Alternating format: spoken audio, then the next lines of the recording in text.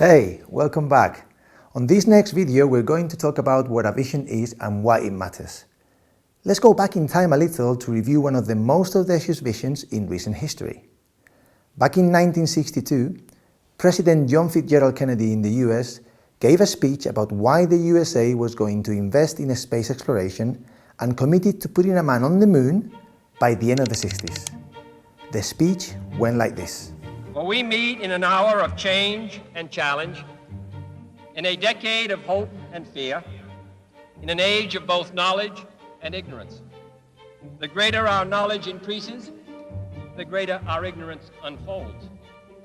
Despite the striking fact that most of the scientists that the world has ever known are alive and working today, the vast stretches of the unknown and the unanswered and the unfinished still far outstrip our collective comprehension. There is no strife, no prejudice, no national conflict in outer space as yet. Its hazards are hostile to us all. Its conquest deserves the best of all mankind, and its opportunity for peaceful cooperation may never come again. But why, some say, the moon? Why choose this as our goal? And they may well ask, why climb the highest mountain? Why 35 years ago fly the Atlantic? We choose to go to the moon. We choose to go to the moon in this decade and do the other things, not because they are easy, but because they are hard. Because that goal will serve to organize and measure the best of our energies and skills. Because that challenge is one that we're willing to accept, one we are unwilling to postpone, and one we intend to win.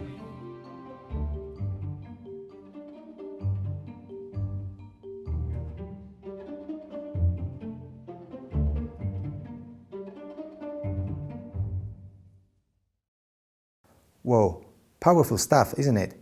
In this, one of the most memorable speeches ever, Kennedy made it clear what his vision was for what was called then the space race. In his view, going to the moon was just a vehicle, a means to develop the necessary technology and the know-how to continue to drive human progress forward. And space was the next frontier of human development, having already conquered land and sea. Putting a man on the moon focused the efforts of NASA during the 60s until the famous Apollo 11 moon landing on the 21st of July 1969. Now, the story goes that if during that decade you were to ask anybody at NASA what the job was, they would not reply cleaning toilets or making food, but to put a man on the moon. And this is what a clear and compelling vision can do for you in your coaching. And also for those around you, be it the children or their families. Vision gives people purpose and direction. For you as a coach, it offers clarity about what you want to achieve, why, and allows us to start thinking about the how. So let's break all these down, shall we? What is a vision? A vision describes exactly what it is that we wish to see in the future. It's a bit like having a crystal ball. You look into it and see a picture of what you want the future to look like. This picture of the future is your ultimate goal, and it is the fundamental starting point. Your vision will drive your strategy, your roadmap to success, and any subsequent planning that you are going to use to get you there.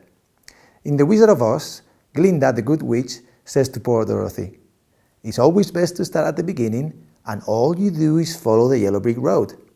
A vision is kind of both beginning and end. It's the end because it shows you where you want to go, your destination. But it is also the beginning because it should be underpinned by a clear motivation, a compelling why. Why do you coach? Why do we want children to do sport? This is clearly linked to the areas we explored in Chapter 2, the notion of values and beliefs, what we called your coaching philosophy.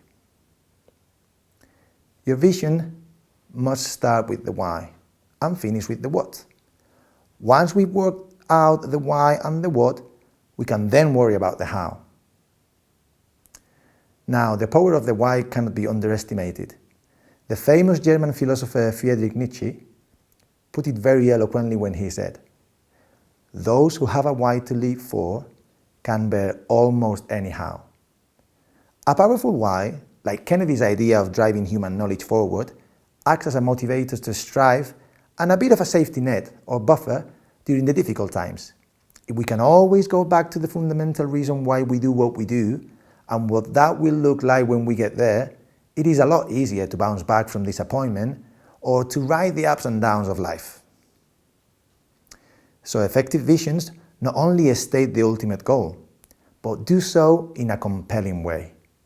Have a look at these 3 different vision statements for the imaginary Neptune Swimming Club and think about which one inspires you the most. So for example, the Neptune Swimming Club vision is a club where children of all ages and their families lead a healthy lifestyle through swimming regardless of their level of ability. But it could also go like this. Talented swimmers fulfill their Olympic dreams. Or what about this one? Everyone can feel part of a big family and where members develop a positive outlook and gain useful life skills beyond swimming that help them thrive beyond the boundaries of the club and sport. The truth is that any of these vision statements may appeal to you for a different reason. It really depends on the context of your club and, like we've said multiple times, your own values and beliefs. 2 key learning points here are: first, your vision must be aligned with your values and beliefs.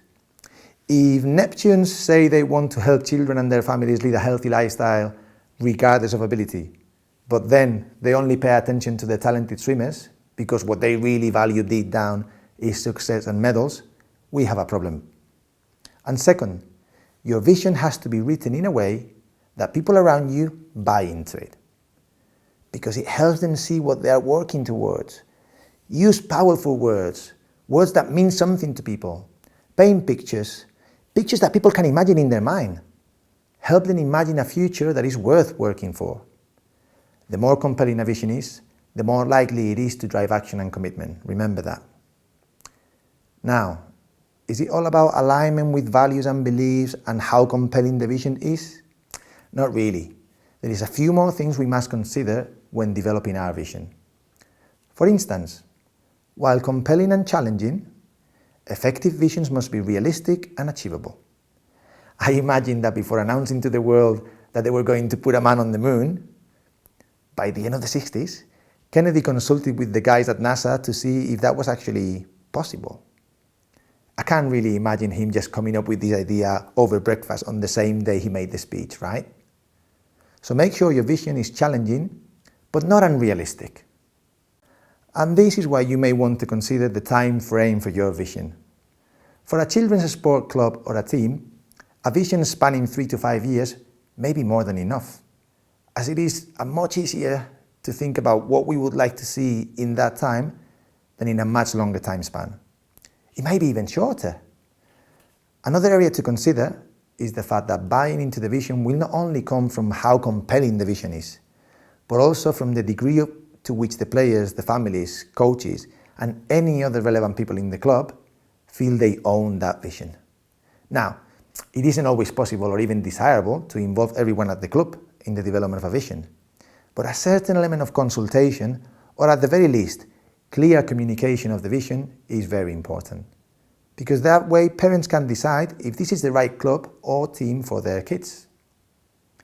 So vision statements must be embraced and protected by all, or they just become empty words on a poster, on a wall, or on a car sticker. Again, key to this embracing is ensuring that philosophy of the club and the vision are clearly aligned, that coaches really understand what these are and check these also align with their own values and beliefs, and that the parents and their kids have a chance to explore if they are happy with what the club and the coach say they are about. And if they're not, they go somewhere else. But there is another very important quality of good vision statements. They act as a compass for all within a club or a team. They allow us to take a step back and consider our actions in light of the overall goal. They make the process of checking and challenging what we do as coaches much easier. They also facilitate the decision-making process. Whenever we are unsure about something, it is always good to take it back to the basics and ask yourself questions like this. What are we trying to achieve long term? Does doing this help us towards that goal? Is this decision really in line with our vision and philosophy? Okay, so over to you. We're going to ask you to do two things. First, please watch this short presentation by Simon Sinek about the power of asking yourself the why question. Simon's TED Talk has been watched millions of times online and has provided inspiration to leaders in many fields, from education to business to sport. We hope you will enjoy it too. And second, after you've watched Simon's talk, please review your personal philosophy statement, your values and beliefs from chapter 2, and start writing a draft vision statement for your team or your club. Remember to consider the why, then imagine what the what would look like. We will continue to work on this draft after the next section. If you need to review anything, just remember you can rewatch the video or download the student guide. Well, that's all for this section. Please don't forget to have a look at the videos, and I will see you on the other side.